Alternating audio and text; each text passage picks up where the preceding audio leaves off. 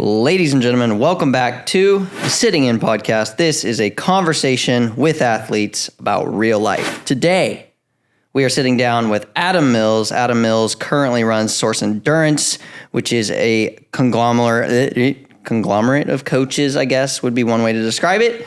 Nonetheless, I will allow Adam to introduce himself to you guys.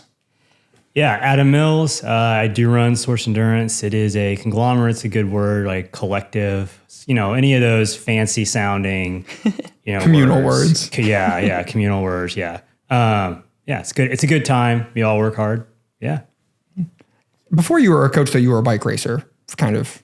You're still a bike racer. Yeah, I would say I live the dream. Whatever the dream is, it varies for everybody. But yeah, I've had my fair share of driving around the country in a minivan, racing every bike race we can get ourselves into. So yeah. When did you started racing pretty young though, right?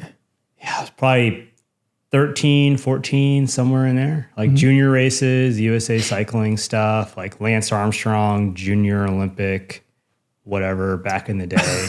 There's a lot of kids. There was like, it's the first time I ever saw a kid, like a 14-year-old that needed to shave every day.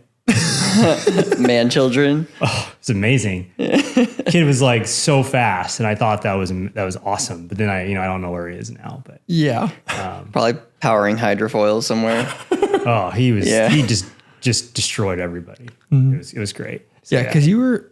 Wait, so did you race against Lance?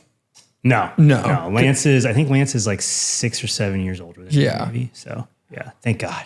Yeah, I ruined my motivation to do any of that stuff. Yeah, there was like a weird bubble though in American cycling where it's like, I think about it like as the Lance era, where there's a whole generation of people who got into bikes solely because of Lance Armstrong. Yeah, and you can see with demographic data with USA Cycling, which they don't really release it. You have to like know people to get it, sort of thing. There's like a huge bump in people who are like, they're probably like 35 now? Roughly like 60 to around 40, 35, 40 is where the bubble or the Lance bubble. That's where the Lance bubble kind of ends, is right around there. Yeah. You think we'll see another uptick because of the pandemic? There already is. Okay. And it's huge. Oh, no way. And it's also like due to NICA and the pandemic thing too. Yeah. So hope my fingers crossed, like that's the savior for cycling. If, we can figure out as an industry, community, whatever, if we can figure out how to keep those people in the sport and like keep having fun. But yeah. What do you think would do that? Or do you have any ideas? I am not the right person. It's a tough question to answer. How are we going to save American cycling, Adam, right now? Yeah. Man, I mean, you add a few $1 billion worth of like investment into it and it goes a long way. Oh, so pocket change. Yeah. All right. Money solves a lot of problems from what I hear. So I wish I knew. Yeah. What kind of bike racing did you do growing up? I did a little bit of everything, mostly road because that was kind of the jam and it was easy to find paved roads. Gravel wasn't even a thing then at all. So like there was that and then mountain biking. I did some mountain biking here and there too. Me and a couple buddies that I knew my whole life at the time for the most part would like go ride mountain bikes out on the trails and, in the middle of the summer when it was too hot to like ride on the roads and stuff, we go do. It was like we do mountain biking in the afternoon and then get like 2 for $2 cheeseburgers from McDonald's on the way home. Wait, where was this at? I grew up in Topeka, Kansas. Okay. Oh. Yeah. Wow. Yeah. What was life like out there? I mean, you said hot. It got hot, not for very long in the summer. I don't really remember ever being hot as a kid. Okay. Kids are indestructible and like immune to heat, though. I do feel like. Right. Yeah. Right. In general, yeah. I don't remember being cold either. Although I know it got cold, I don't remember ever being cold until I was like a grown up.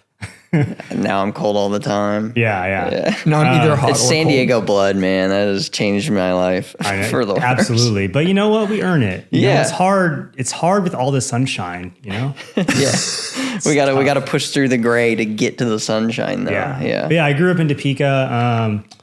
If you guys have ever heard the name Steve Tilford, he was kind of the driving force behind cycling in the central part of the country. Whether or not I want to say Steve knew. I don't think he really relished that role.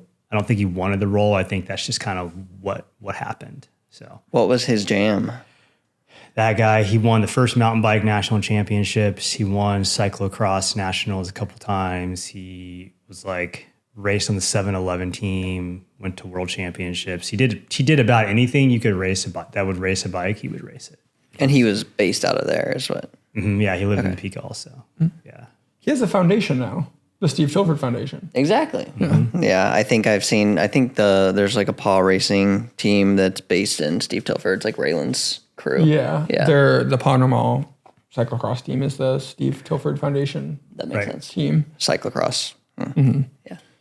So what was the arc of your racing career, kind of in broad strokes, or not broad strokes, actually? I started off as a crappy junior, 14-year-old, also trying to race like Cat 5 races too, and just got dropped from everything. That's all I remember as being a junior. I just terrible. Just staring at the back of fields. Yeah. As they rode away from Pretty you. much, right? Somehow managed to stay in it, probably because I did a bunch of group rides and was like learning from, the elder statesmen in Topeka, because there was a fair amount of talent there that was like very useful in helping me to learn how to ride a bike and race and stuff. So that took me through to like college, where I went to KU, University of Kansas. Raced in college, actually had time to train properly because, you're in college. So what else do you do besides Not go to class. Yeah. I mean, there's some of that, but Some people choose the partying, or I won't name any names.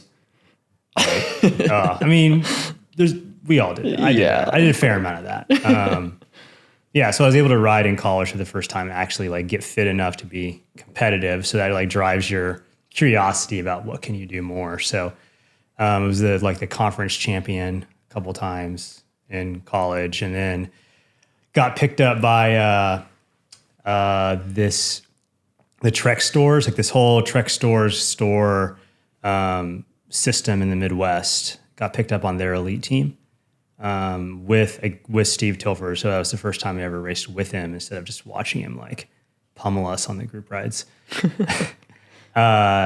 Raced with Steve for I think 7 years on different title sponsors and stuff, and then kind of went away on my own. Not my own, just went a different direction. He stayed in his lane, and I went to try and do more and different things. Ended up racing on the Mercy cycling team, which was in the mid to late 90s, like the best amateur everything you wanted to be on. They had national champions, like Brad Huff came from Mercy cycling. Stephen Kate came from Mercy cycling. Stephen Kate won like amateur national champion a few times. He's actually in Tulsa, I believe now. So last time I saw Stephen Kate, he was a Cat 3. He was like overweight. He doesn't train anymore, but he was still winning Cat 3 races. Because like just old man Watts or whatever. Yeah. Never leaves. Retired Cat 3. kind of my hero with that. But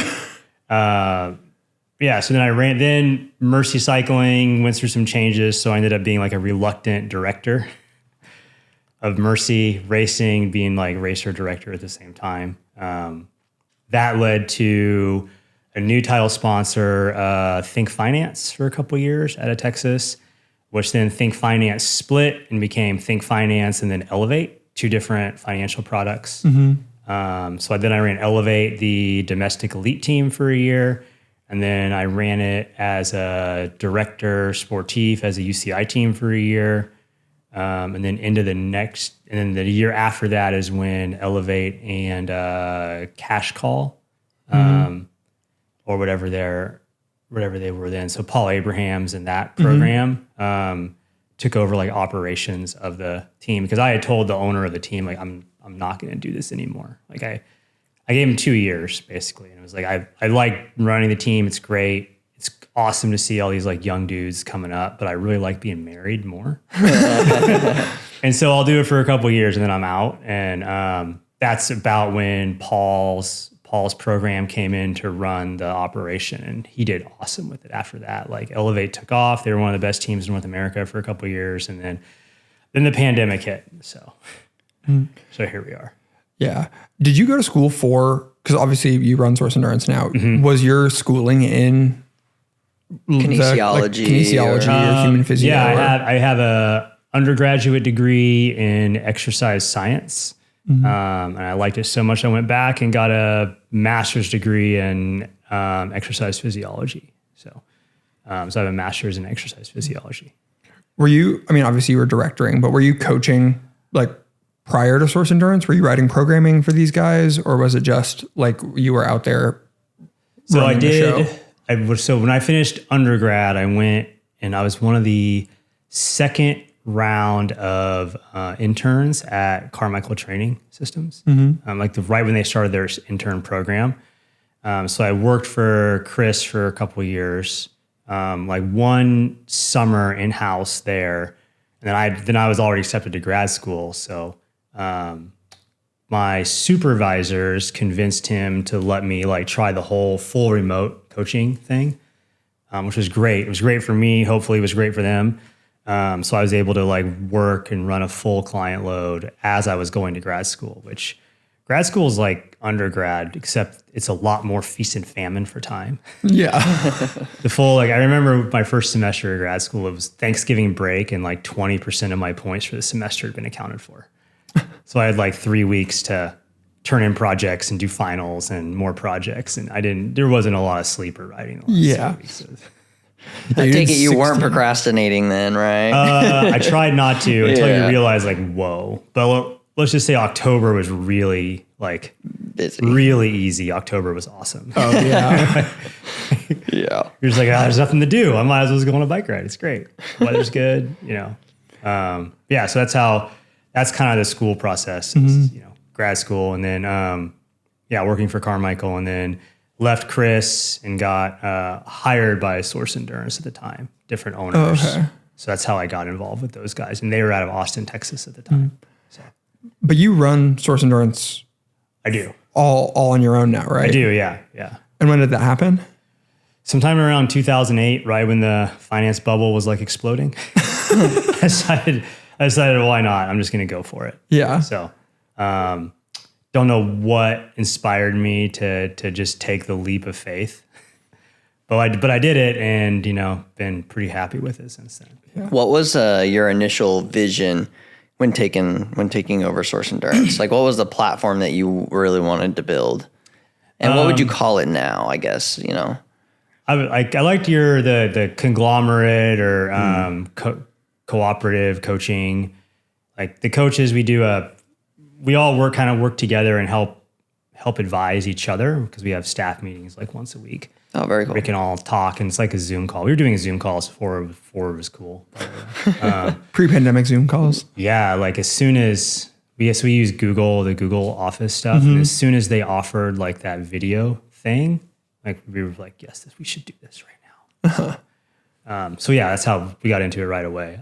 I like to think we were the first ones. I don't know if that's true. Embracing technology. Well, and it just makes sense. You can have a face-to-face conversation. Right? Yeah. So we all kind of help each other advise and work through problems. We had a talk the other day about like with Pogacar, like the short crank arms. And we're talking about like, does it really matter? And so all of us are like instantly pulling literature from libraries about like, no, these are the 3 studies that really like set the bar for why you would do it. And so like right now in our coach chat, they're all like, we can just go down there and download them and read them. So it's that kind of stuff's really cool. Gives this like unifying platform to where we have, money for marketing and stuff like that, so that the coaches aren't like constantly doing the hustle themselves, and we can pay a team to do the hustle for us to some degree. That's so nice. Yeah. As soon as you can get to like where you're specializing and not having to deal with all that stuff, like just simply having the money also to like hire an accountant to work for us took, hours off of your plate every week. Because how many total athletes does Source have? Do you know off the top of your head? I want to say around 150 at any given. Yeah. Wow. Okay. In that neighborhood. I don't know if that number is true. I'd have to ask the accountant. You just made it up. Yeah. I'm not making it up. I'm doing some like Back of the Reverse, envelope math. yeah, back of my brain math, which is like accurate plus or minus 15%. Okay. That's good enough for us. Give or take a few athletes then. Yeah. But it's enough to keep everybody, for the most part, everybody busy. I think when you're a coach, you're always like, oh, I can do one or two more athletes. I can do one or two more. So, but then does quality decrease? It will at some point. Yeah. And I've always, whenever we like onboard a coach, which we're really slow at it, mostly because it's mostly on my end. You have to make sure that they have to be in like this sweet spot between they're educated and they have their act together. So they're like responsible, and they're also like, they're going to be great coaches, but they're not amazing yet. Because by the time that they're already established and having their own thing, like they don't really want to talk about moving anywhere. Because like, well, I have this thing, it's not broken. Why would I want to fix it? Right? Totally understandable. And so it's like trying to find that right fit, and then someone who's not like super needy. Because I don't like to micromanage people. I just want to be like, you have your own practice. You can coach how you need to. Like these are we have a few benchmarks, which is basically like what our services are on our website. And as long as they're meeting those, like it doesn't really matter. You can do all Instagram messaging, or you can do all WhatsApp messaging to get a hold of the coach. I don't really care. Yeah. As long as you're not dropping the ball. And then we can talk about how to like refine that process better for you, which we've done. We've all been through that. Like I've had to figure it out myself. So yeah, we all kind of work together as a group and combine resources, and are able to like kind of lift each other that way too. Mm-hmm. So it works out pretty well, I think. How many coaches do you guys have? 7 right now. 7. Including me. Yeah. Yeah. How many athletes did you have in 2008 when you took it on? Do you remember? So roughly? That was back when Carmichael was doing like a lot of canned plans. Okay. So I think I was... And a canned plan is just like, you want to increase X. It was purely like copy paste. Okay. Mm-hmm. And that was their lowest service model tier, which is always intended to push people to like the one-to-one coaching, right? So, I mean, now you look at that same canned plan and you're like, that's a joke, which is true. But in 2000, like there was nothing else like that. Yeah. So like Zwift workouts, for example, right, of that time. Right. Okay. Yeah. Yeah. And, and they were Carmichael was first to market, and look where they're at now. Like they had some good investments, people bought into the program and all that. And, you get what they earned it. Mm-hmm. I'm not going to say they didn't. So they are the gold standard in our business right now. Yeah. So. How big do you think they are? And do they have any notable names that they coach? Carmichael? Because I know nothing about them. So probably half of the athletes that you've heard of in this cycling, or like on the world tour level, or not on the world tour. Okay. All those teams are all in house now. Okay. Mm-hmm. So like all the Trek guys are all coached by Trek coaches. Yeah. And they don't, it's all in house there, but like probably half the gravel, not half, probably a third of the gravel athletes that you've heard of are like CTS athletes, is what I'm guessing. Because they have, they're probably millions of dollars a year worth of revenue. I just clicked that CTS is Carmichael Training Systems. Yeah. You've heard, that's who John Kroon coaches for, I think. Okay, I think I've seen their logo or something around, but I've never really heard of them. But I'm also not really in like the coaching realm side of things, right? Right. Now it's going to be on your like Instagram feed. All the time. Yeah. You're going to be scrolling. We talked about CTS, it, so CTS. It's just going to be ads from them. It's going to be Source Endurance, CTS. Yeah. Source Endurance. Do you need coaching? It's going to be like, you guys ate my whole budget. Both of you two. I think we're both coached by Source Endurance coaches. Oh, is Lockwood Source Endurance coach? Is Corey Lockwood with you guys? Oh, no. I worked with Corey for a couple of years. Yeah. Yeah. We have a trader in the mix. Sorry, Adam. That's fine. No, Corey's an amazing athlete. He's a super nice guy. Yeah. I wish I had his horsepower ever in my career. Yeah. Don't we all? Yeah. And he's always very cordial, very polite. Even when, I've seen him upset and he's still polite then. It's like, that's a really weird, that's a weird vibe, and I'm not sure if I like it. I don't think I can say the same for myself. That's for dang sure. Mm-hmm. Well, it's just different. Yeah. Yeah. I'm always impressed by, for me, I've always been like the people, there's like the adage of like those who can do and those who can't teach. Right. And so I'm always impressed by people like Corey who can both do and teach. Right. Where I'm like, oh, that's. I get that. There's also like, and that makes a lot of sense too. On the other hand, like you don't want you don't want NASA astronauts like teaching your kids math. Yeah. Very true. Because they're like Michael Jordan would never be a great coach either. Yeah. So it takes like that certain skill set of being able to like talk to people and understand and like find relatable ways to explain stuff, which is hard in and of itself. I mean, Yeah. Do you have examples of those types of things? I mean, my example was just yesterday. I was working with the SDBC team as like a race coach. So we did pre-race meetings, and depending on the experience level of the people that were going to go race, like you can do different game plans with them.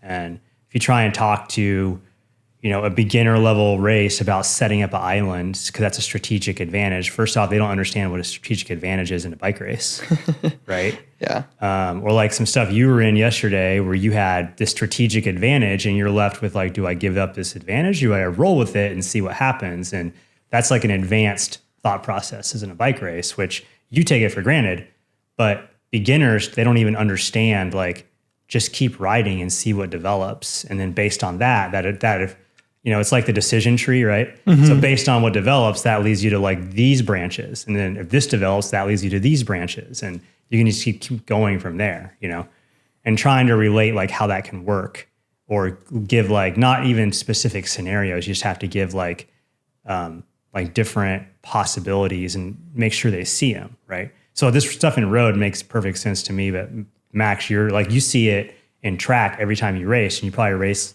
How many times do you race in a day? Like 10 or 12 or something? It's not that bad. No, like but it's still a lot more than one. Yeah, you get a lot usually more chances. 4 or 5 races. Yeah. They're all very different though too. Yeah. They're great though, because it gives you more and more opportunities to see like what's going to happen here, what's going to happen there. So track riders have an advantage even more over like criterium racers and stuff, because you can do 4 or 5 races a day. Yeah.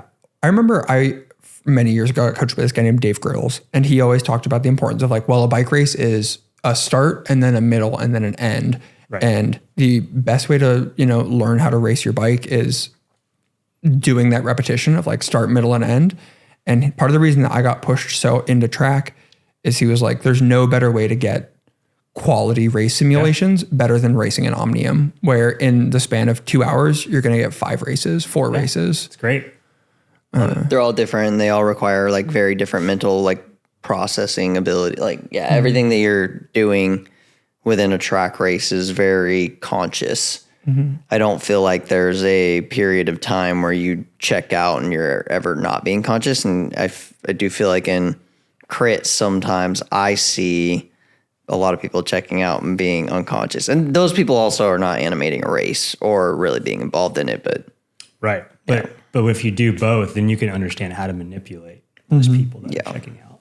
And that's where it gets really fun. How do you bridge like this beginner, so at the beginner novice level, to developing into, is it legitimately just the quantity of races that person has seen that then allows you to put those more advanced race plans together? Or is this something else that also has to be happening at the same time?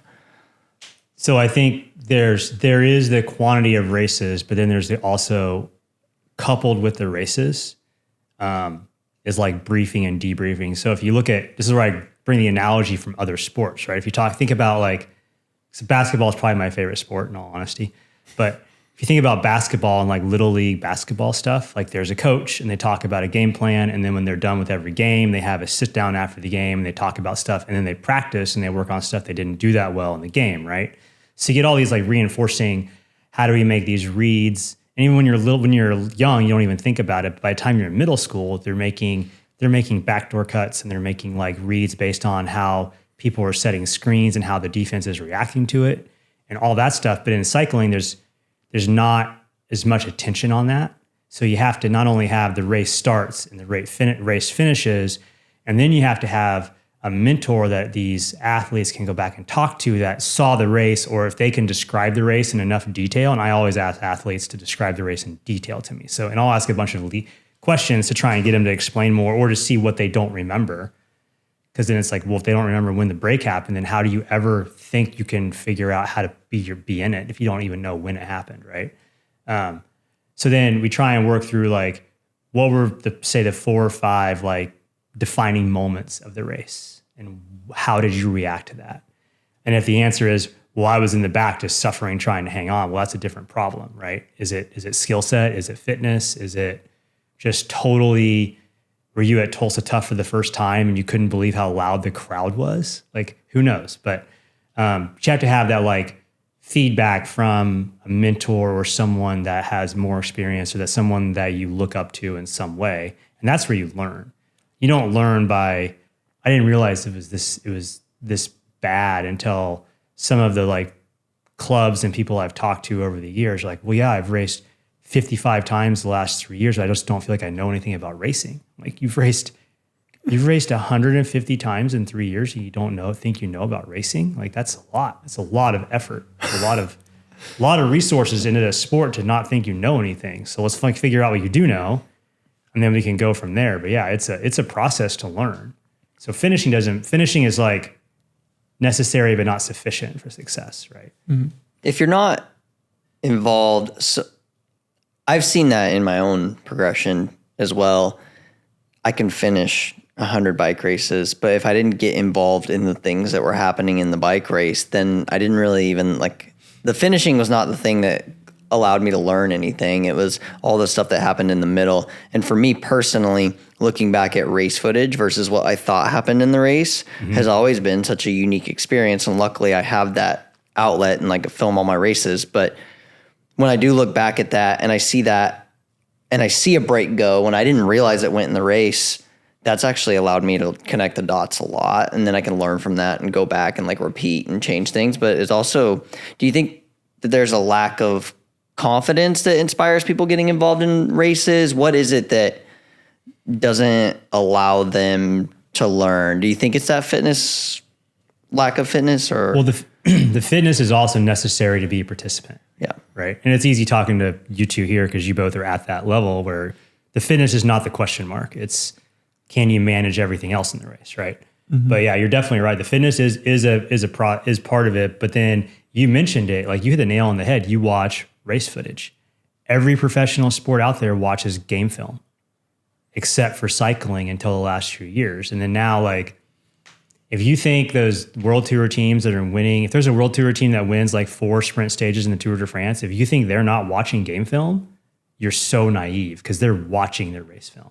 They're watching, they know how everyone's going to react. They know the finish line area. They know the last 10K by heart, and they're set up. They understand where the wind's coming from. They know all that. Like, they've rehearsed it.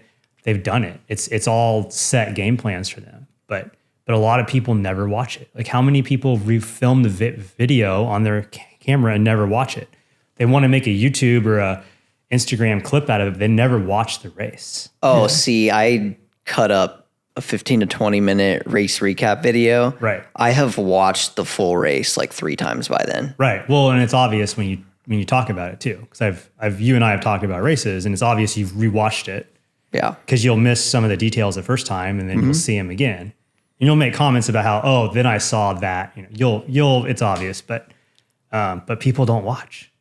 Even like Tulsa Tough, because you can go onto YouTube right now and watch all those races from this year. How many of those teams that messed up Friday night sprint went back and watched Friday night again before they raced on Saturday at the elite women's and men's races, or even the Masters races?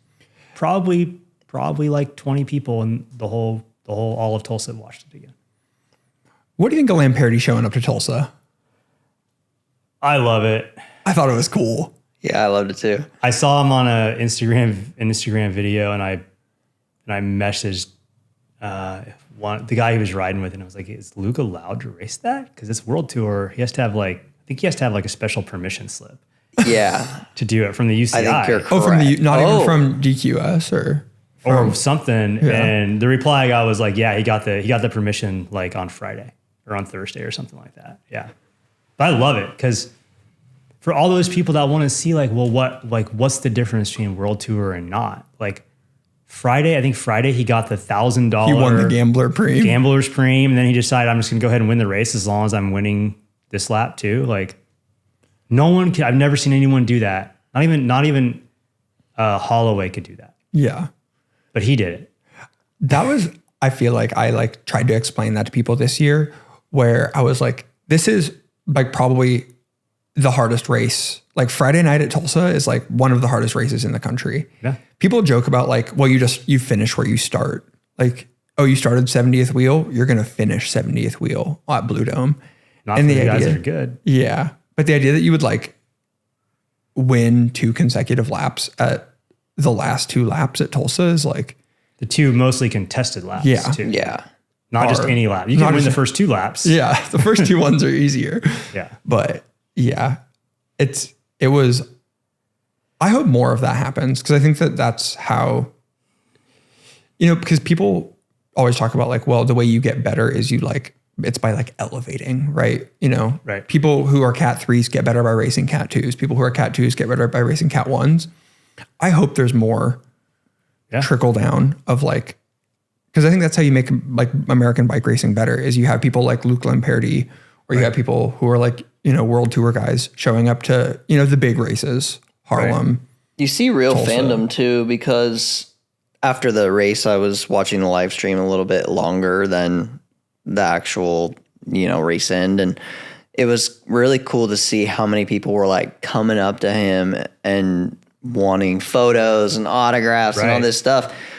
Not a lot of people are doing that regularly. You don't have like a swarm around whoever won some random race at Speed Week so much as you do when like a world tour cyclist shows up. And Luke just a couple years ago was on Luck Sideshow and still competing with the best, but it's just really cool to see such a development and create like an actual fandom at a local rate, like an American crit, which is cool. Well, and also you have a guy like Luke elevates and then he goes away to Europe. And think about if you're a normal like 8 to 5 Monday through Friday job, you never had a chance to watch him in the Giro because it was running when you were going to work. Mm-hmm. Right? Yeah. And so he just disappears. But then he comes back and races Tulsa. And for the dad like me sitting at home watching on TV, I'm like, oh, I remember that guy. Oh, wow, he's really fast now. Mm-hmm. He's so much I think he's probably like another step better than he's ever been when he was still schooling us all, all everybody else in criteriums or whatever he wanted to do, And it's just really been fun to watch him progress. Yeah. I think he's a good symptom of, I think that like American cycling right now is also in a boom where it's like 10 years ago, we had no one in the world tour. Really? I don't know if that's true. I think we've like 10 years ago, we had Nate Brown, Lawson Craddock. Mm-hmm. We had a lot of people, just they weren't as widely known. Yeah. Are you from the coaching side of things, are you seeing a lot of kids or younger athletes come up with aspirations of going that direction? Or is what you're seeing most of, I just want to be competitive on the American crit scene? What's the say percentage breakdown of people that want to be like the absolute best versus people that are like, I just want to be kind of fast on my bike? I think the Tour de France draws a lot of people. That's where they get into it. And then I don't know if it's a product of like whatever's available is what I want to do. Because if you're in the United States, you don't have a lot of stage races, you don't have a lot of road races, but you have a lot of criteriums. So they want to be a great bike racer because that's what they saw, the Tour de France. But then they get and then they're in the US. Well, all I can do is gravel races and criteriums. So I just want to be good at that because that's what I have available, which is understandable, right? Like, yeah, you don't want to try and get better at something where you would have to like fly to Europe to do it as, a high school kid. Doesn't make sense at all. And so I don't know how that driver works, but yeah, I think a lot of people want to, they see it and they want to race World Tour, but then the criteriums are so much more available to them. So that's kind of where they fall. And I don't know. I want to say that the best young athletes that do criteriums now would be good at about anything they wanted to do. They're just doing what they can do. Yeah. So I feel like we saw that. I mean, Lux is obviously gone now, but which is a tragedy. Yeah, it's a bummer. But I mean, those Lux kids, which was like, well, yeah, they're like, they race in the American scene, which means they mostly race crits, but we sent them off to Europe and they did just fine. They did. And same with Hot Tubes, right? Like the other Hot Tubes goes to Europe and Volo, same thing. Like a lot of these, like what we think of as like development teams, which I feel like is kind of a misnomer. Like Volo is not a development team. Pretty developed. Those guys are pretty developed. Yeah. Well, and what's any more nowadays? Like if you haven't done it by the time you're 24, you're not going to get there. It's kind of the working theory, although everybody knows an example of that not working. Yeah. Right. Like Travis McCabe is a great example.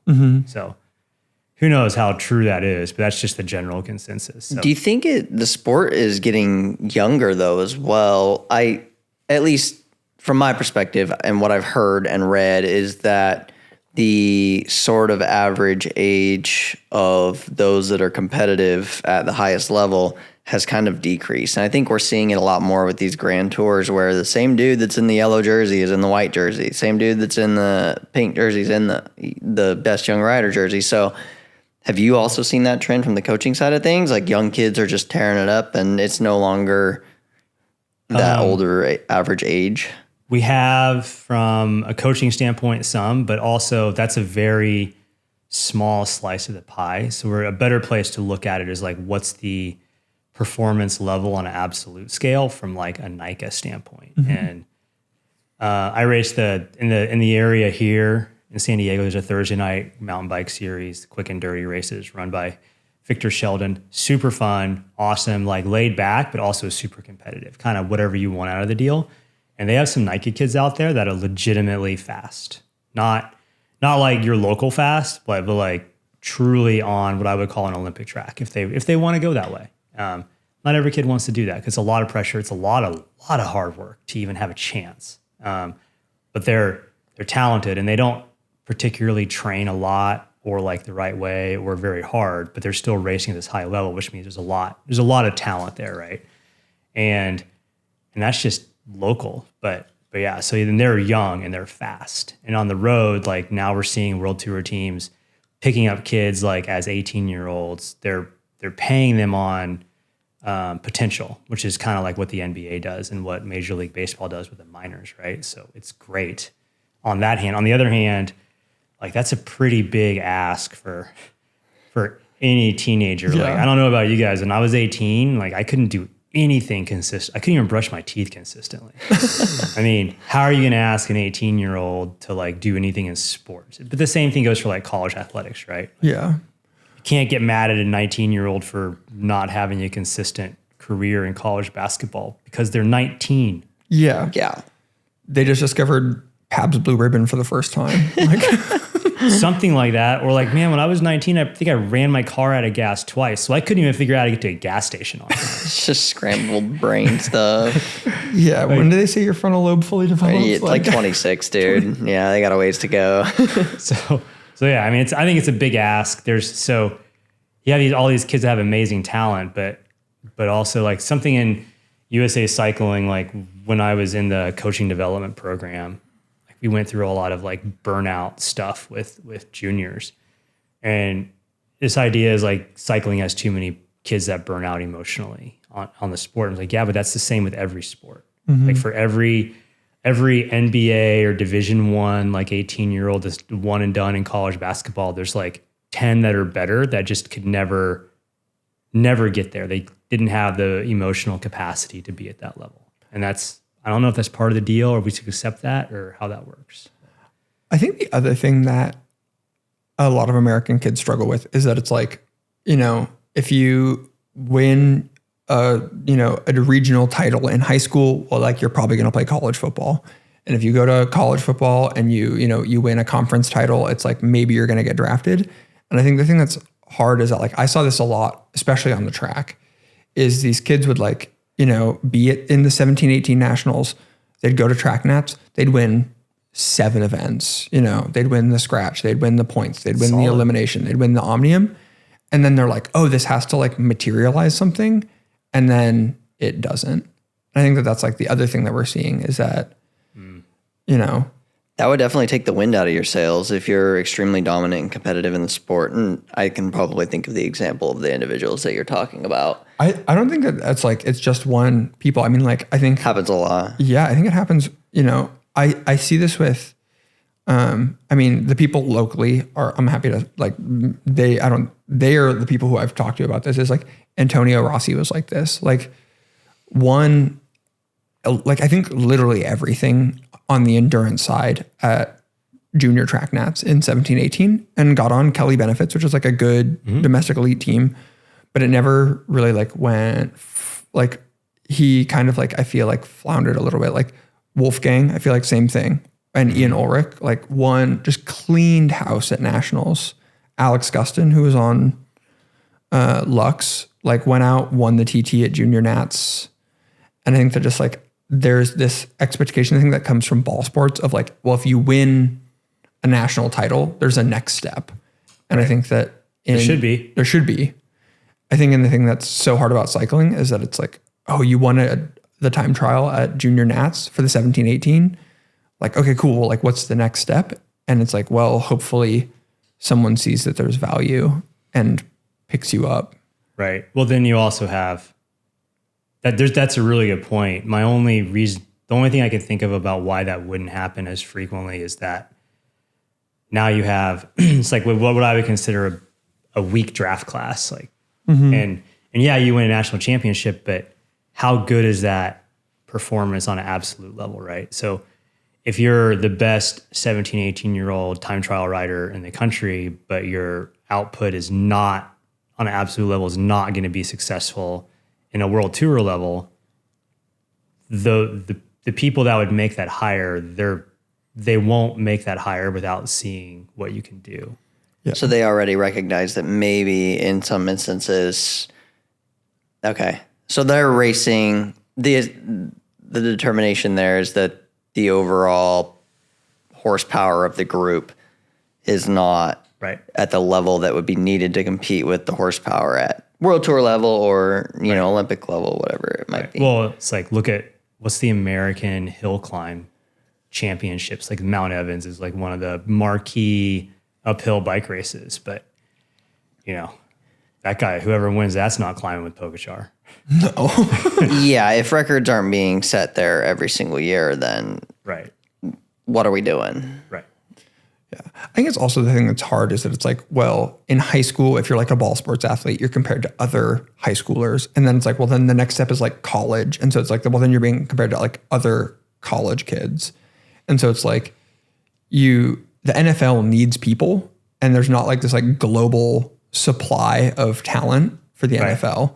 And so it's like, well, the NFL has to take the 50 best college football players, but it's like in World Tour cycling, it's like they've got a whole world full of people to be like compared against. Yeah. And don't underestimate that college football is a multi-billion-dollar annual revenue sport. So for that much money, you're going to get really good athletes involved, and then you're going to be able to see them all compared to each other. That's when then we have the playoff system, kind of. Yeah.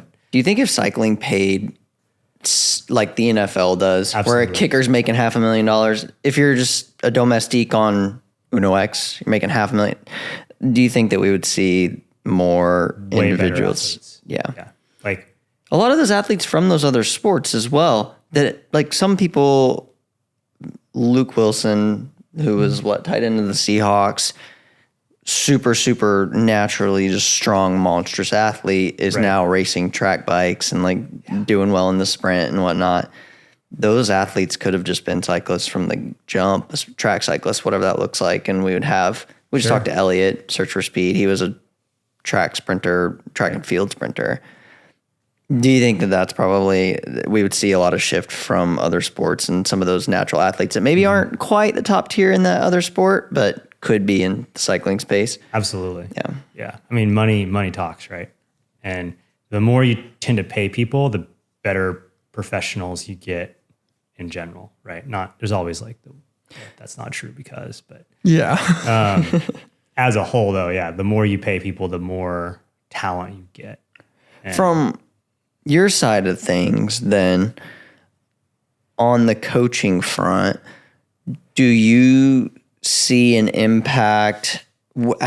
How would that impact you guys as a brand of business, Source Endurance? How would that impact Source Endurance if you started to see more money come through the sport in that way? Do you just think it would attract more talent, and would they rely on people like you guys to coach them? Absolutely. I mean, every time you have a college sport that has scholarships attached to it, significant scholarship dollars. It raises the number of participants at that sport at the high school level goes up dramatically, right? So like Title IX is a great example. Like women's sports across the board went up, and as a result, like participation went up dramatically, and we're still reaping that benefit, right? So that would be, I would expect that same thing to happen with cycling if there was ever like billions of dollars of investment into the sport, not the industry, but the sport as a whole. I think it would make sense to expect that. So then because now you have a chance to make a good living off of it. So to make a good living, you have to learn how to be a better athlete, how to be a better bike racer, how to be your best. And so that puts more demand for like my profession to teach that better and to teach it to more kids or more athletes in general. So I would expect it to like be a huge boom for our industry. Have you seen some of that with the growth of gravel in the United States, or was that just a shift of athletes from one discipline to another? Or have you seen growth in business because of an influx of money in the gravel scene? I think overall it stayed about the same. I think a lot of people shifted, but then the people that get interested in gravel racing and want to get better at like the racecraft of it. So like gravel is different because there's a lot more pressure on like equipment selection and pacing and nutrition and like how the aid stations work. And each individual race is different with their rules even. So like navigating all these different aspects, and the racecraft part kind of takes a second tier seat to all that in a lot of cases. And then you have the elite athletes that have figured that out. So then we're working more on the racecraft and the training, and because they already know how to navigate like the aid stations and all that stuff. So you would say the first thing to happen and the first domino to fall is the logistical side of things and just getting through a race and making your pit stops more efficient. That's the initial influx to gravel was from that. And then now you're seeing more 5 years. Yeah. 5 years later, we're getting less interest in that and more interest in like, how do I make the front split, or how do I make group 2 or group 3, or how do I know when to sit up, or like, what is racing a steamboat gravel? How does that affect me, since I live in Louisiana, where the maximum elevation in Louisiana is like 6 feet above sea level or something. Yeah. Most of the state is underwater. Steamboat starts at what, 6,000 or something? Like 7,500, I think. I don't know. I raced it last year, and it's an amazing event. Miserable though, isn't it? You also, coming from San Diego at like 200 feet above sea level, like you really have to be aware of how limited you are in your ability to just like keep going to the whip every time it gets hard. Yeah. Because that comes back to get you real quick. We do Tour de Big Bear every single year. Yeah. And every single year I go up there. I wish I would have spent like a week and a half or 2 weeks up there before it happened, just because I get absolutely smoked. My power output's like so bad. And as you're going up in elevation, you can watch like your heart rate stay the same, and then the output just That's exactly what happens. Heart rate's the same, elevation goes up, output ticks down, and you're like, why is this so terrible feeling? It's like, okay, yeah, I'm at 9,000 feet. Suddenly it all makes sense. Suddenly it makes sense. But in the moment, you're just like, someday I'm going to be prepared for this. That day is not today, but someday. Living in San Diego, I need like one of those hyperbaric chambers or whatever. Oh, yeah. How do you feel about some of those gimmicky training tools? Like, you've seen the people in the masks that are supposed to limit oxygen for like respiratory training, and you've seen people like sleeping in the weird like cylindrical pressurized chambers and all of this like gimmicky stuff. How much of that is good versus, or how much of that is valid, real, actually has benefit, versus gimmick, trend, too much TikTok? So like the hyperbaric chambers that are they're either doing by atmospheric pressure, so you're in like the hard shell changing pressure, or you're doing it by like oxygen content changing. So those are effective. Depending on the protocol you're using, they're more effective or less effective. Like heat adaptation, acclimation, and acclimatization, there's a little bit different, but that's very effective. I just finished a whole presentation for our junior development camp on it. So I got to read all the new studies, which was rad. How do you offer access to those things to athletes that aren't made of money or on a pro development team that could maybe benefit from something like that? What's the good old boy version of doing these things? Do you just they want to know, go camp in the mountains for a week? I mean, the elevation one is, you can go camp in the mountains for a few days. That helps. The heat adaptation stuff, it's definitely doable for everybody. It's actually in a warm climate like San Diego or like Arizona or whatever, it's actually pretty easy to execute. You just have to like focus on doing it. Head out east and sweat. Yeah, or there's a lot of different ways, but you don't even have to. I mean, you should train in it, but you don't necessarily have to. So like saunas after rides and whatever. But if people want to know about how to do that, they don't want to like hire a full-time coach.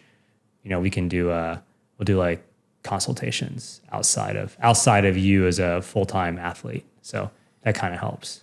But you don't have to have $1 million and all these special fancy tools to be able to do the things that might give them a strategic advantage. Right. And then there's even a pretty good argument made for like a true being fully heat adapted takes over a month to get the blood value benefit from doing that. So there's some blood value changes. And once that happens, now through a different process, you have a lot of adaptations that are very similar to what you get at elevation. So you can use them to like cross compatibility a little bit. One of the things that I feel like I've been explaining to people in like the last year about coaching is that we're now in this era where like there's so much information out there. And terrible. I think that, and I was like, well, I think that the responsibility of I'm like, hey, look, like all of the stuff that your coach, all of the studies, like you as an athlete have access to, I think that like what is becoming more true is that the job of a coach is being someone who can read the studies and be like, they're almost like consolidators is the way that I am. Taking the pertinent information from the 500 million studies and instead of putting it out in a TikTok, you're actually translating the information to an athlete and picking out the meat of the study, right? And then like even actionable stuff. Mm-hmm. And so then like you gets into like AI being able to read all that stuff instantly, which then you get into like copyright issues, which they're getting sued for, which I think is hilarious. But, but even still, like the AI doesn't know the difference between real and unreal, right? So if you get this whole misinformation network, and that's what it's pulling from, then it's pulling misinformation. It's not able to critically evaluate if this information is true, or it's not able to read a study and say like, but this isn't an athletic population. It just says that in the keyword, right? Yeah. So this is normal general population, but what we're really looking for is like 25 to 30-year-old athletes qualified by a VO2 of over 65, right? So, I mean, it's probably pretty easy for an AI to figure that out, but then looking at like methods too. So like a really good example was, remember when everyone said protein mixed with your carbohydrate was like the way to go? Yeah. Well, when you take that same study and you normalize for total calories, it doesn't matter if it's protein and carbohydrate or just carbohydrate. Yeah. I've seen a huge one lately. Everybody's raving over ketones.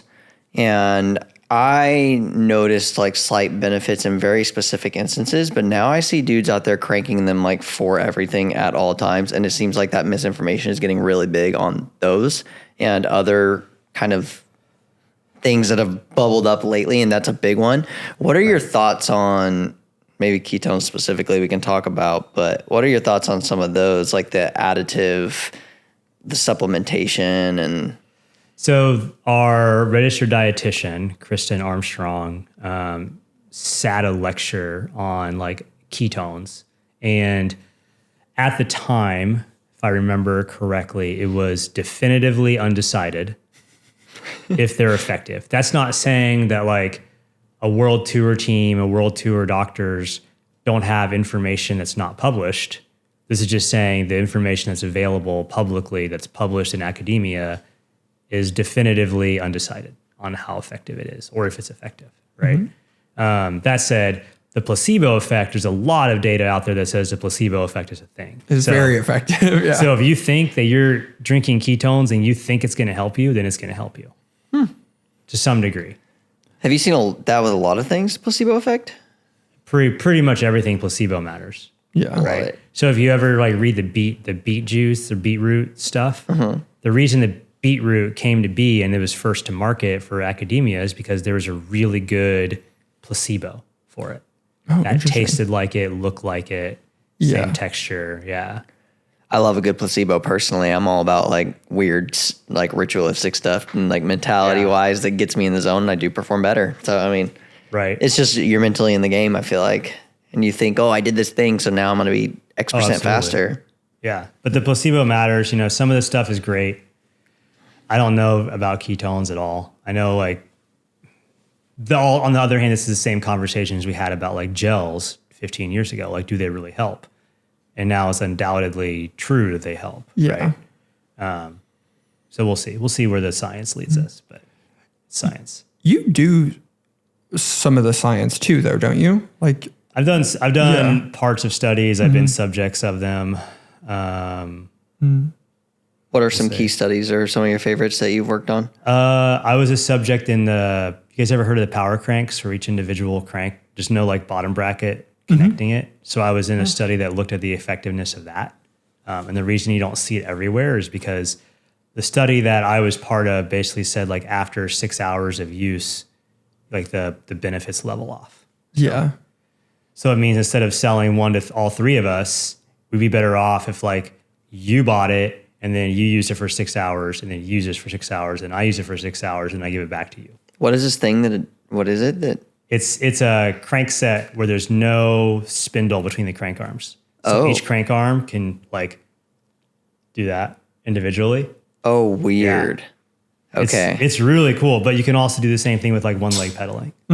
Yeah. So the idea was it was supposed to be a training tool? Yeah. Make you more efficient pedaling, but like the neuromuscular firing patterns tend to figure it out pretty fast.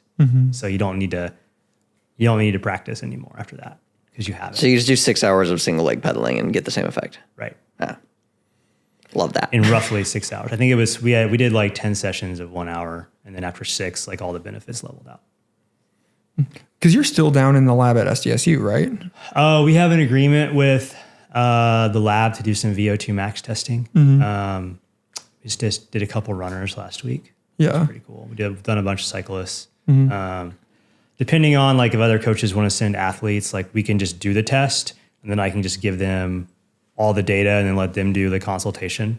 Yeah. You know, so that we're just basically a service provider at that point. Like we don't do the follow-up. Yeah.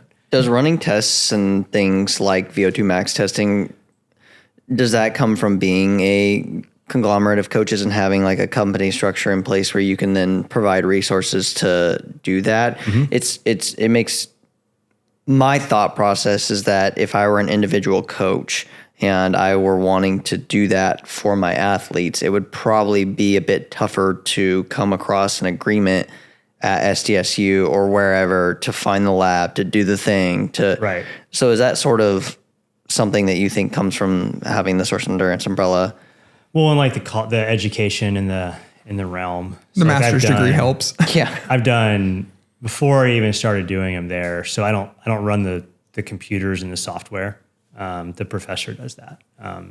And Dr. Mark Kern does that. I just do the finger pricking and, do some of that stuff. It's a lot easier with two people, by the way, than it is with one. With one person, you're doing this whole like choreographed dance and you're always busy. But when you have two, like you can both kind of relax pretty much. But so that's part of the deal is we can do stuff like that. We, pre-COVID, we had all the coaches, they live in the area where they went to school. We had agreements with a number of different labs, but then after COVID, a lot of them were like, we're not doing that anymore. Yeah. Just like blanket, no one anymore at all. So When do those things start to matter? Because if you're a Cat 5 bike racer, for example, or you're a beginner and you're just coming into a sport, or a brand new marathon runner and you're working up to like your first 5K, those things, obviously, testing your VO2 max, you've got a lot of novice gains to go where you can just, in bike racing, for example, you can just go out and ride hard for the first 6 months of your bike racing career and you're going to make leaps and bounds of improvement. You don't need that refined coaching and VO2 max testing and everything else. So at what point along your journey do you see benefit in starting to implement and understand the scientific way that somebody's body is operating? So from a practical standpoint, as soon as you start to plateau in any way, because if you look at like all the studies that say in this 6-week training protocol given to these, normal, healthy college student population, they improve 20% or whatever, right? But then what happens after 6 weeks or 2 months or whatever is they kind of start to level out. So at that point, once they have this like training, we'll call it a base for lack of a better word that I can't think of right now, then that stuff starts to make a difference, right? From a perspective of like, if you already have an athlete, and say they're just starting to get into racing, but they've done 1 million group rides and they're group ride hero sort of thing. It's really good to test that because their ability level is saying they're making like group 1 on the group ride of like the super hard group ride, but how are they getting there, right? So most group rides, all you have to do is be able to do like 5 minutes, just ludicrous hard, and you will always make the split. And then the throttle's never wide open after that split, right? Mm-hmm. Yeah. Whereas in a high level bike race or anything with like an elite athlete of any sorts, like making the split is the easy part. It's like hard, but it's also the easy part compared to what happens for the next 30 minutes after that. Right? When you have to stay full gas. Right. And that's a different story. And so then you can start doing those measurements to say like, oh, your VO2 is really low, but you have this amazing anaerobic capacity, which is going to enable you to make all these splits. So how do you work on that from that point? Like what's your path from there to improve so that you're not getting like ridden out of the breakaway in bike races, which we've all been there, or maybe not. I don't know. I've been there for sure. Not me. I've been dropped like 4 times in the same race before. It was great. I got really good at getting dropped by the end of that day. To the point where I actually asked a group, like, are you guys going to drop me too? Because I've had a lot of practice today. Yeah. So then you have to figure out like, well, where do we go from here? And then if you're doing like something every year or twice a year or something like that, then you can measure progress because, you have your like your threshold values and then you have your VO2 max values and how do those interplay? And then what's your other training like numbers look like and where do we go from here sort of thing. It's really fun. I've seen this kind of happening where now it's like more and more bikes are getting spec'd with power meters. Yes. And I think that is in some ways really good. I think that like getting data and that sort of stuff into people's hands is like by and large a good thing. There's kind of like, this is a 2-part question. Is like, 1, do you think that is a good thing? And 2, do you think that more data is always better for people? I'm going to say maybe and no. Mm-hmm. One of my, was it 4i with Shimano? Mm-hmm. They tried it where like your power meter is free and comes on this thing and to activate it, you pay us a subscription. Oh yeah. That was, I think the Cannondales did that. Did it? So too. I hate that idea. It's just like when you buy a car, it's like, if you want to use the radio, that's going to be an extra $50 a month. It's like, no. Like Sirius XM. It's my car. Yeah, either sell it to me or not. Yeah, like it's either my car or not. Like Tesla does that, which is one of the things I like hate about Tesla among like multiple. But I don't like that concept. Like if I buy it, it's mine. Yeah. I'm not paying you to use this thing I've already bought from you. But I do like the idea of having that data for a lot of reasons.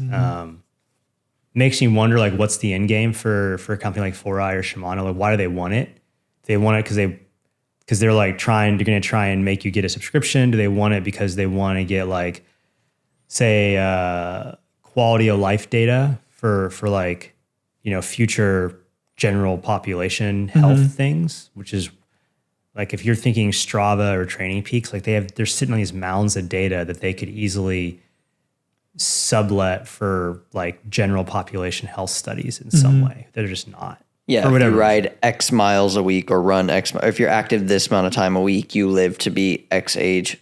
Right. Yeah. And that's just the tip of the iceberg. Yeah. Right. So to me, I feel like that's a public disservice that we're all not getting for that. But And I think having the data is really good for a lot of people. It's also a motivator. If you buy this $10,000 bike, and it was a thing in the 90s where people would buy like the Lance effect, buy a bike and then they ride it like once a month or something. Yeah. If you have that data and then you have these like a Strava or whatever that's free, or Training Peaks that's free, is the only two I know off the top of my head, but and they're giving you these like updates on like track your fitness. So now you have this like other extraneous motivator, like from a public health standpoint, like that's a great thing because now people are going to exercise more. And the more they exercise, the less likely they are to have like heart disease, obesity, type 2 diabetes, all this stuff, right? And then if you want to go like dig one more level into families, like that's a dad that's now able to play with their kids longer, or that's a mom that like isn't going to have heart disease and is going to be, with the family a lot longer, a lot more, and a lot better quality of life. So in my mind, like it's good to have the data if it helps people, but it can be used for, corporate evil pretty easily too. So, Fine pick your poison, I guess. But, yeah. Do you think that I always think about like now it's like, especially with like Pelotons and, You mean technologically powerful clothes racks? Yeah. I think it's so funny that like now there are like lay people that are weirdly getting dumped into this kind of deep end of cycling, right? Where now it's like, I don't know. It's like I have a bunch of people who are, I ride and race with who are like really in on the numbers, but I'm not sure if you listen to the podcast. I have this friend, Chris Palmer, who is like, his gym has a Peloton. So he does like a Peloton and he's like, oh man, like, and he's asking me all these questions about watts and he's like, oh, well, is this good? I'm like, dude, like just do the workout, man. Like, do you think that like this proliferation though of like, do you think data in the hands of lay people is still powerful, or do you think that it's like, is it more than what they need? I'm not sure. I know from a perspective of looking at elite sport, it's pretty cool to be able, like Velon has it, like posting, Pogacar's winning numbers up the last climb of whatever. And to see, it was like, 7 watts a kilo or something for 20 minutes, which like, that's world-class. If you want to know what that takes, like try it. Just like, when Kipchoge did sub-2 marathon, and then there was this whole thing, how long can you run on a treadmill at his speed? Yeah. Like, I would love to see that same thing for like Pogacar's climbing output. Like, how long can you do 7 watts a kilo? Because for me, it's like 4 seconds. Yeah. Not very long. But to give you an idea about how hard that is, so the first stage of Redlands and the Pro-Am, like premier Pro-Am stage race in North America, the winning effort, maximum effort for like 70 or so seconds on the first stage was about 7 watts a kilo. For how long? About 70 to 80 seconds, if I remember. I mean, it's just a minute and some change. It was 7-ish, like 7.2, 7.3, something like that. But it was still like less than 2 minutes for sure. Yeah. And Pogacar rode 7 watts a kilo for... That's crazy, like a legitimate coffee stop. Number looks like. Go ahead. I try to explain this to people where people are like, oh, if I train hard and eat right, like maybe I'll be a world tour cyclist. And I feel like what has really clicked for me in the last, I think 3 years is that if you're in the world tour, you're already the 0.00001th percentile of human performance. Yeah. You're the bell curve that's at the end of the bell curve. Yeah. Right. So you're already on the short end of the bell curve. That's already at the short end of the major human bell curve. Like you're the super freak that whenever you test yourself, you're like, well, I really wanted to be this number. And instead it's like, well, yeah, that makes you this superstar, super freak, whatever you want to call it. I shouldn't say super freak, but doesn't everybody want to be that number though? Yeah, I mean, that's the thing. When we do all our testing, everyone's like, yeah, I really wanted like 50 more watts. I'm like, yeah, everybody wants 50 more watts. Well, I wanted 100 more actually, but But no matter where you're at, everybody wants 50 more. Yeah, like that exactly. If you had 50 more, you wouldn't be like an accountant right now. You would be racing, Liège-Bastogne-Liège for a living in the rain in 46 degrees. Yeah. Yeah, Do you really want that? Because the office job sounds kind of nice. yeah, Yeah. the office job isn't bad. You're not going to get hit by a car or like hit a tree at 40K an hour. How often do you think athletes come to you and they maybe want 50 more watts and they don't necessarily understand what that's going to take? All the time. Yeah. There's this general belief that like progression is linear, and it turns into an asymptotic curve for everybody at some level, right? So for those non-math people, asymptotic curve is like You're you approaching get a closer limit and closer line. and closer to a number, but you never get to the number, right? So it takes infinitely more input in work, energy, resources to get infinitely smaller gains towards like whatever your absolute peak is. And everybody has a different peak, and everybody thinks, a lot of athletes think that this progression is linear. So if 2 hours a week makes me at level 1, then 4 hours a week will be level 2, and then 6, and then 8, and then 10, and then 12. In reality, it's like 1, 2, 4, 8, 16, 32, 60, like goes up exponentially for the effort. Do you find a lot of the time that the big jumps happen? So at what level is somebody, all right, rewinding, would you rather coach naturally talented individuals that have a really far asymptotic line that they're chasing? Or would you rather coach a very dedicated individual with maybe a lower top goal possibility number that they can reach, but they're extremely dedicated and can do 20, 30, 40 hours a week? Second one every time. Okay. Yeah. Because the superstar oftentimes doesn't realize what they have, and it's all taken for granted. And I've seen this on a number of athletes, like when they come up from the Cat 5 to 4, 3, 2, 1, or like U23, everything's easy. At a couple like in the last 10 years where everything was easy, and then they hit the point where it's like, oh, you're no longer U23. And I think for a couple of these athletes, they realize like, oh, failing is actually really possible.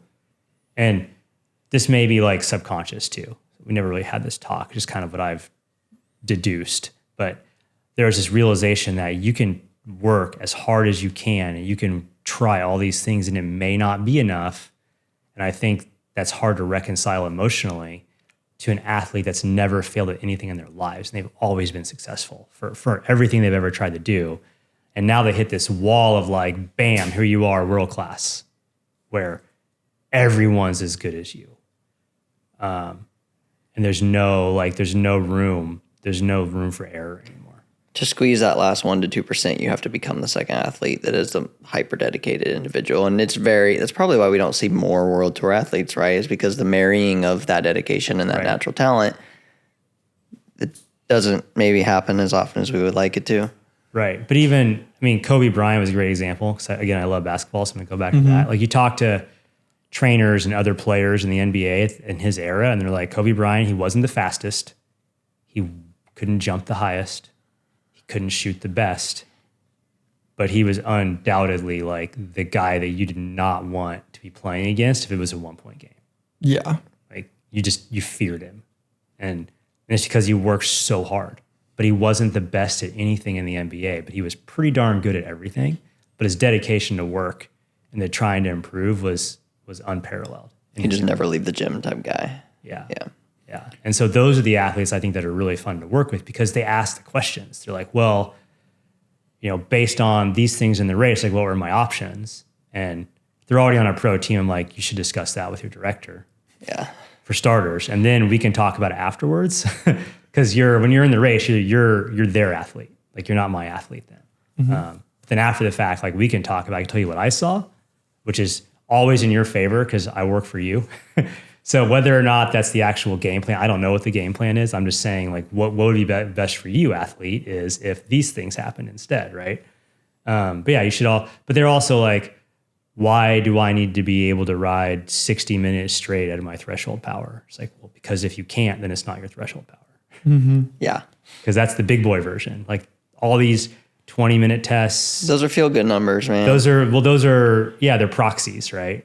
If you can do this, then by those 2 studies, then you should be able to do this number and look at that. That's your FTP. But it's like, if you want to do the big boy test, you do the big boy test.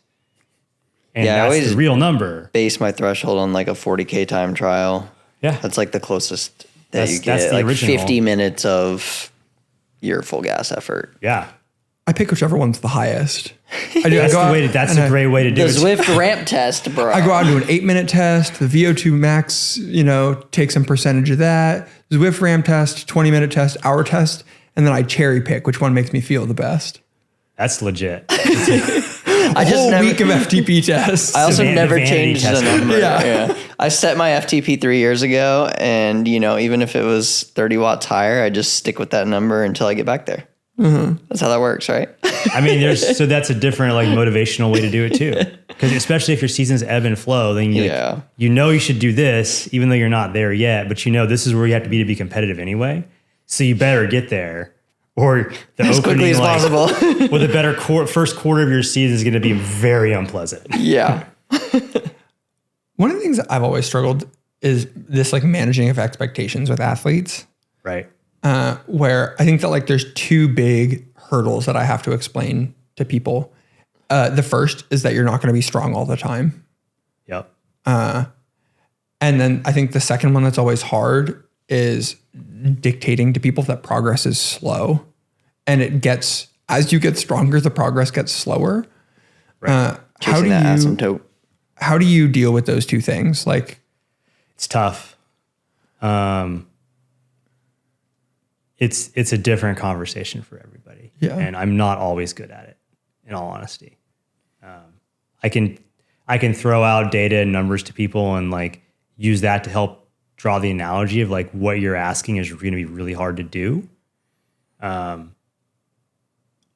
that doesn't always like ring true with people, right? So I've had a client where it's like they wanted 5% better, but they'd already been training like 1,000 hours a year for 5 years. It's like there just isn't like you're over 30. You've trained 5,000 hours in the last 5 years. Like there's not 5% there. I promise. Like I wish I would tell you otherwise, but like you're too far into the game and you're too old by the data. Like if you could go 5%, you would have done it already. But that like that message doesn't always, because it's not what you want to hear. You don't want to hear like you're pretty close to the best you're ever going to be. To the decline. I mean, yeah. Father Time is undefeated. Yeah. If you can figure that out, let me know because we can talk. But like every human has a limit. yeah. And finding a reasonable way to explain that or an effective way to explain that is like, if you can do that consistently to all of your athletes, like we should talk. Yeah, you're hired. Because you're hired, or like I'm just gonna hire you to have that talk. Just the athlete liaison, bring somebody into a really sterile white room and sit them down to. Just this very calming, like airline pilot voice, like you're not as good as you think you are. I'm sorry. Yeah. It's so funny that you say that. I put off getting my VO2 max tested for years and years and years with kind of this idea in mind where I was like, oh, there's 3 kind of things that could happen. The first is that I find out that I'm some genetic specimen and that I've underperformed to my VO2 max. And I was Right. like, oh man, well, that's Makes bad. you feel bad. That's bad news. On the other end, I go in there and I do my test and it's like 40. And I figured out that I've actually exhausted my genetic potential. And then it's like, oh, well, this is as good as I'm ever going to get. So there's kind of no point in riding 12,000 miles a year. And then the final thing that I came to is I figure out that I'm the 50th percentile and that, if I train really, really hard, I could go pretty far, but I'm never going to get as far as someone who works as hard as I do, but is more genetically gifted. And it took me until I was like, okay with my pro dreams dying for me to go get VO2 max tested. Well, you have to there's a certain amount of humility just for both of those situations to develop. Like one, you have to appreciate like what you can and can't do and understand like that's a realistic limit. And then you have to understand like what you have to change the reason why you want the test, like in your own emotional standpoint. And it takes maturity too. I mean, when I was 22, 23 years old, I couldn't bring myself to do it, but a lot of people on my teams were like, yeah, that guy's faster than me. He's taking drugs. Like, you can't. Yeah. Like, did you ever think that maybe you're not? You know, and even like some of the masters, like SoCal group masters group rides, where everybody used to be fast, but like no one admits that they're not fast anymore, sort of thing, or like we're just not fast. and you think you're fast, and then someone shows up who's actually fast and just like illuminates this whole world to a lot of people. I remember it was the Pendleton ride, and one day I think it was Sam Boardman, Robin showed up. Yeah, I heard about this. And Alex Hohen were all on the ride, and we were going fast, and Sam flatted. So he had to plug his tube, and we were going, like, I was having trouble just sitting in the wheels, and all three of those guys stopped. And within they fixed the flat, and within like 3 to 5 minutes, they were all back on, and they were at the front of the group again. And I watched them stop. I know they stopped, and I heard Sam unclip his pedals. And everyone was like, where did they come from? Like, well, that's what fast is. Yeah. Like, that's fast. I recently heard the same thing, and it might have been out of Luke or somebody like that, but they were talking about the first time racing or riding in like at the world tour level, and like a couple dudes peel off the back to like this guy is cross-eyed, seeing red, doing everything they can to stay in the peloton. And then a couple dudes like stopped to take a nature break, like, you know, it was Wout. No, it was the story is Wout stopped to take a leak. Yeah, Wout stopped to take a leak. He like pulled over to the side of the road, took his jacket off, peed, and the guy who is in the move is like, the race is. He's like, I'm riding at 190 BPM, and this guy's stopping to go pee. Yeah, and then he jumps back on. Wout just rides back on. That's obscene. Yeah, I mean. It's like, okay, well, that guy's going to win the race. Yeah. Yeah, dude. We're like, yeah. And I love watching like what fast is, even to this day. And also knowing that I'm not that. But it takes a certain amount of humility and like maturity, because 22-year-old me would not have been able to handle watching those guys do that on a group. How do you coach that? So if you're coming from a background where you're like moderately successful in bike racing, you did the thing, like you were relatively fast, but then now you're on the coaching side of it. How do you harness that talent or take that talent, and is it strictly scientific, or are there things that you can relate to that does maybe not having that extra 2%, 5%, 10% allow you to see that 10% and then translate that to those types of athletes? Right. What is it like? What allows you to be able to coach that when you're not the same? I mean, I've seen it. Yeah. So that helps. And you have this like understanding about how things change when you're moving that fast too. And I've had some success just explaining to athletes who don't understand how fast they are. Like, these are some telltale signs of people that are on the limit. Even though you have this highest regard for this athlete, like, you're at least as good as them. And so here are some things to look at for them when they're tired. And also, these are other things that you can do with that ability level besides like just jump and try and make a breakaway and then pedal hard, right? Like, you can use that in different ways, and use these powers you have for evil and not good, sort of thing. But understanding, like, so I just try and show them or let them know like what other options are they have for that too, and what they can do with their abilities that they maybe don't know exists. And I've had a number of athletes that are like, oh, that makes sense. Yeah, I'm gonna try that next race, and then they'll do it, or next gravel race or next group ride. Which is, whenever they do that, I really feel sorry for the group ride. Yeah. It's like, oh, okay, well, we're going to turn that corner. I'm just going to keep going, even though like the group ride usually is exhausted and they usually sit up here. I'm just going to like throttle it again and see what happens. Do you recommend that athletes that don't know their own limits try things like that? Because I've seen some all the time.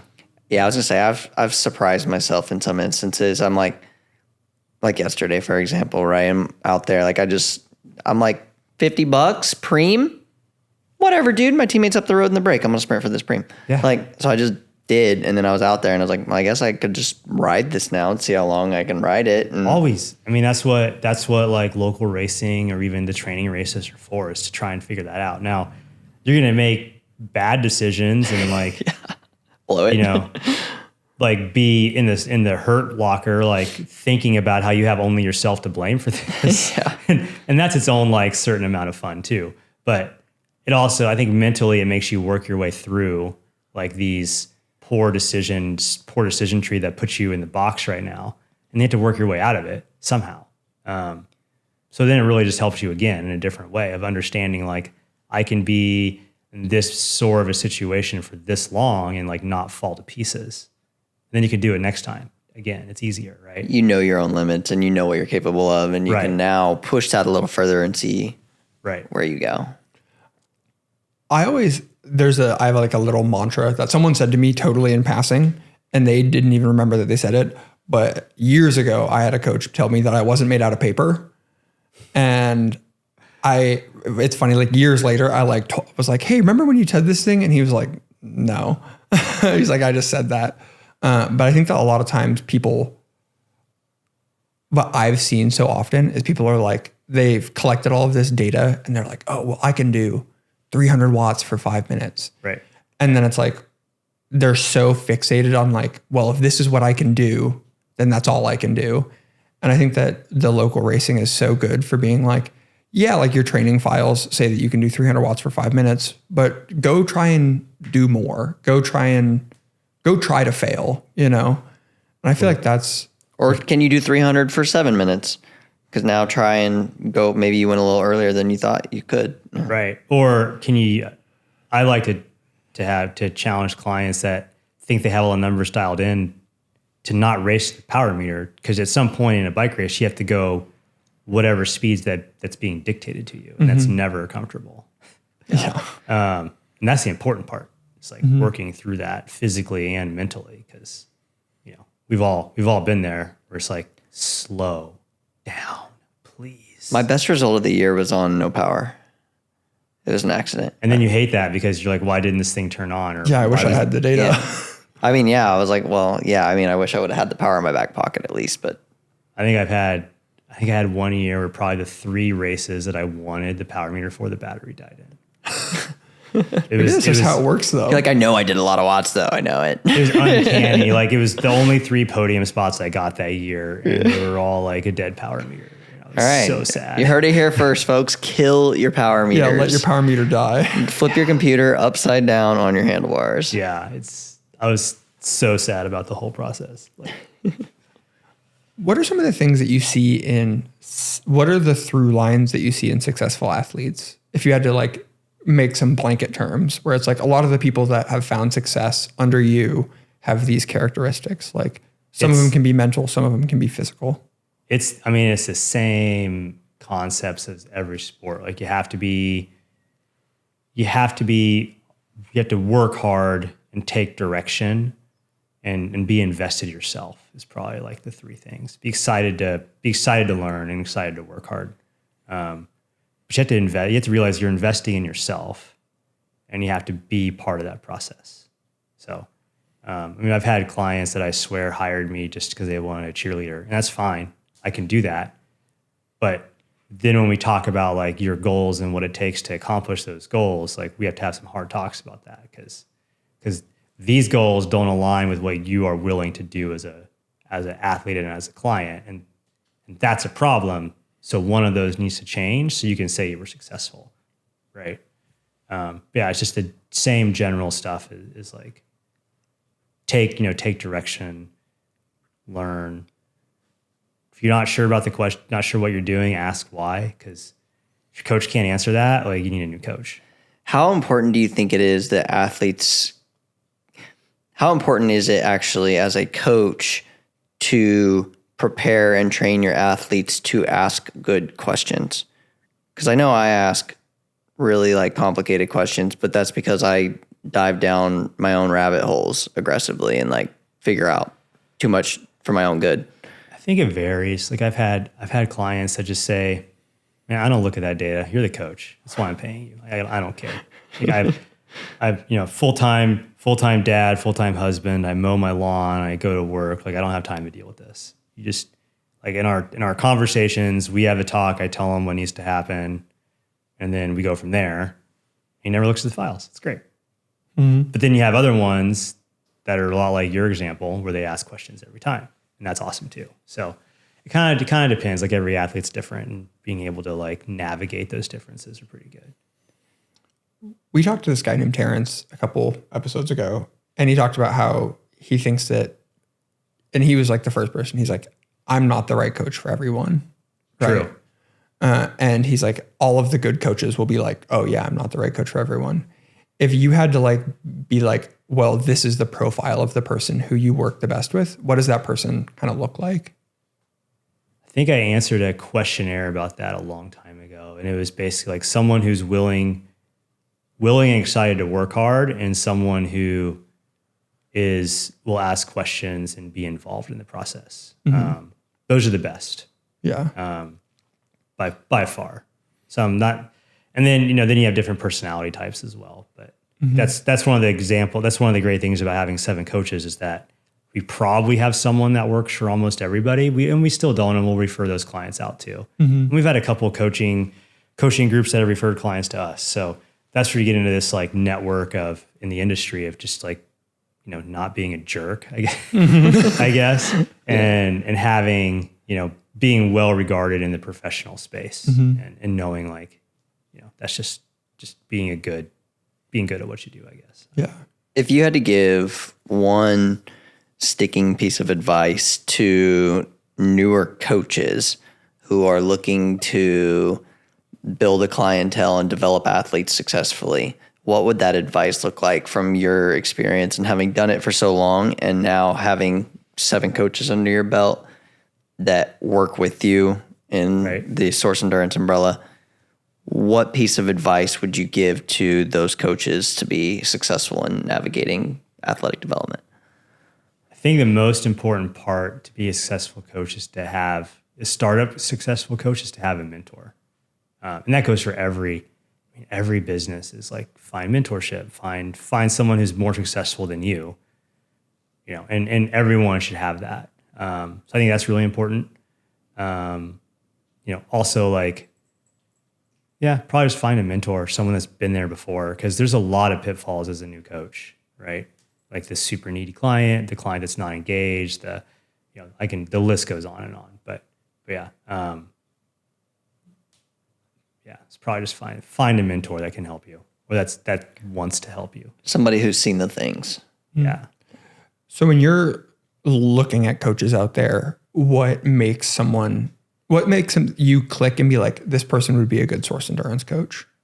I trust the input from our existing coaches a lot. So before we do any kind of onboarding, I always ask the other coaches, like, what do they think? Because I'll be the first one to tell you I'm not good at a lot of things.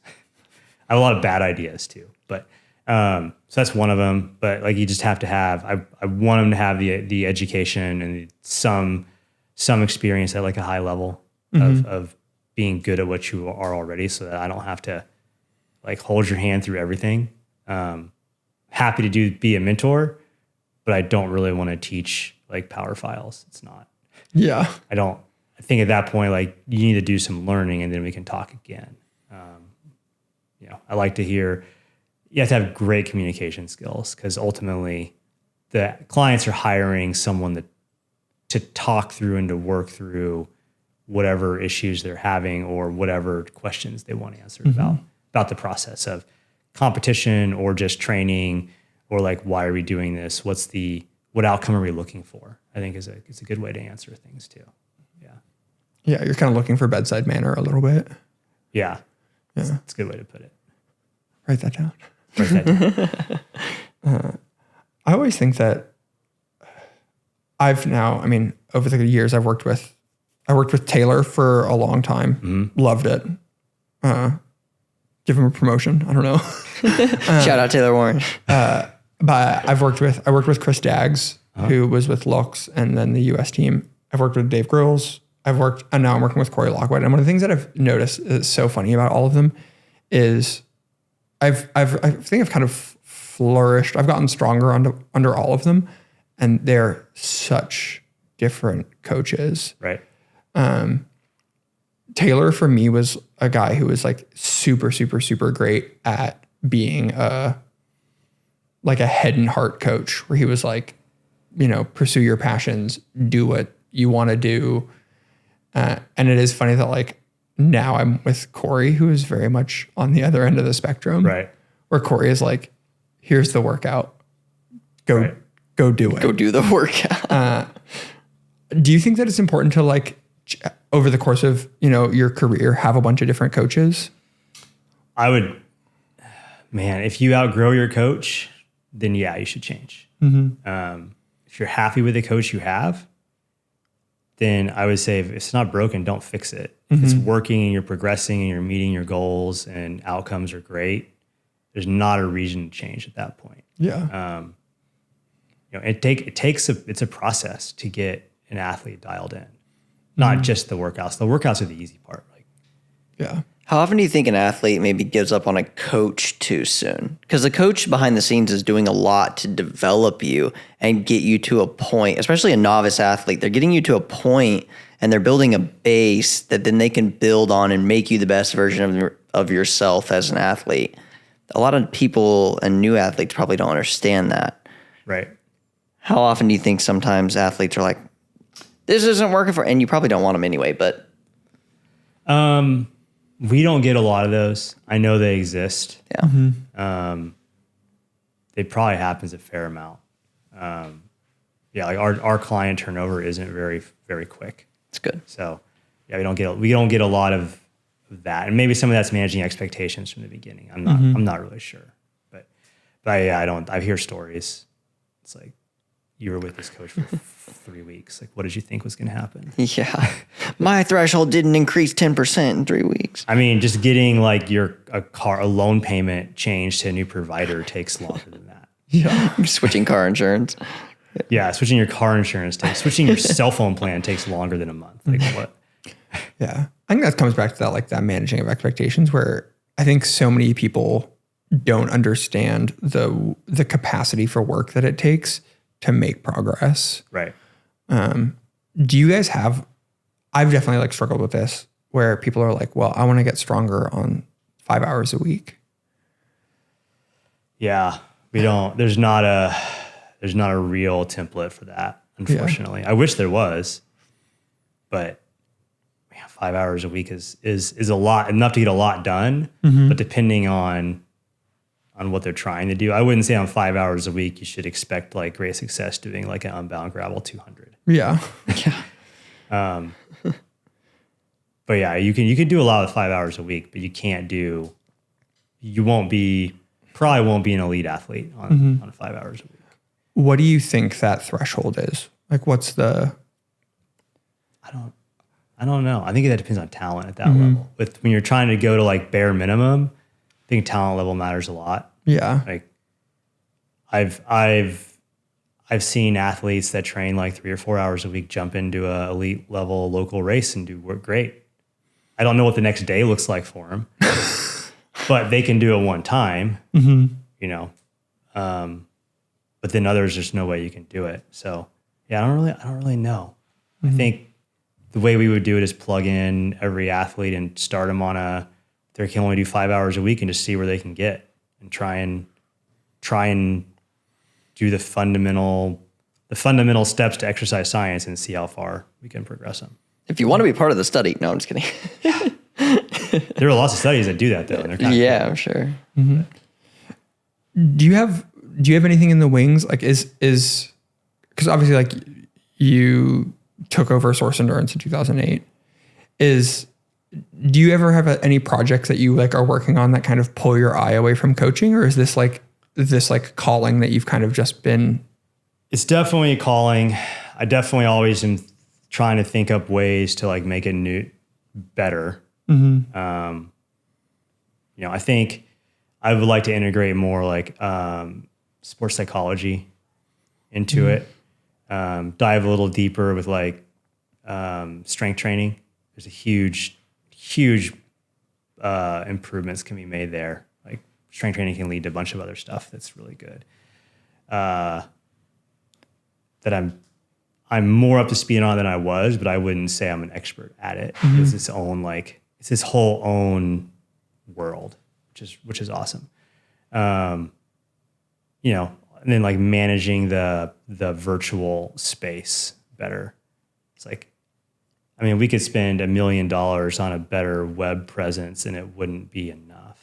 We could spend $100 million on a better web presence and it wouldn't be enough. Yeah. Because whatever number you want to spend, realm, man. It's not going to be enough, you know? And that's frustrating, right? So kind of having to understand like that's a limited resource. You just have to like make it what you need. And then at some point you're just relying on like the high quality of what you're doing to be successful. Yeah. Yeah. I think that it's always, people will always find quality. I think that now there is this thing where it's like, well, access is easy. So I think the only thing that is kind of holding, I mean, you guys have been around now forever, I feel like. I mean, yeah, it's like almost 15 years, right? Yeah. I mean, 15 years since you acquired. So it's like things don't stick around for 15 years if you guys aren't doing something. Right. Something. I think so. Yeah. Well, why we can let them plug things, right? Yeah. Do you want to plug anything? I feel like that's a good. Let you get back to your Father's Day festivities. I know, right? Yeah, I don't want to take up your whole day, but I mean, we just try and do a good job and do the best we can for every client, no matter what they want to do. I know we've done a lot of like what we do online is stuff like, well, look at this athlete and that elite athlete and whatever, but that's just 'cause that's where the media is driving it. Probably most of our athletes, I would say statistically, are over 35 years old and train like 6 to 10 hours a week. So they're not, I wouldn't call them superstars, but they are superstars, right? Right. Like if you have, I've worked with a doctor who total rock star, like set records for Everesting on a mountain bike, yeah.